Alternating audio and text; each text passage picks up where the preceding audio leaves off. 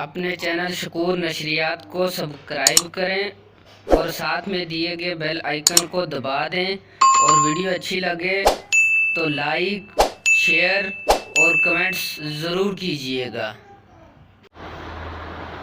بسم اللہ الرحمن الرحیم۔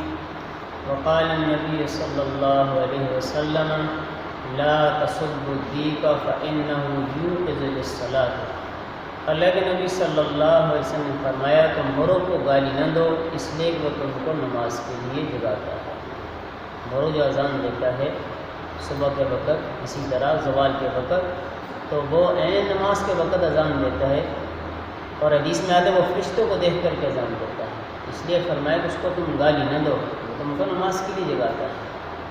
بلکہ کسی بھی جانور کو گالی نہیں دینی چاہیے، یہ بہت بری عادت ہے، لیکن خاص کر اس میں مرغ کی فضیلت بیان ہوئی ہے کہ دیکھو وہ بھی اذان دے کر کے تمہیں جگاتا ہے، ہمیں نماز کی گویا اطلاع دیتا ہے، اٹھو نماز کا وقت ہو گیا ہے، اس لیے اس کو گالی نہیں دینی چاہیے۔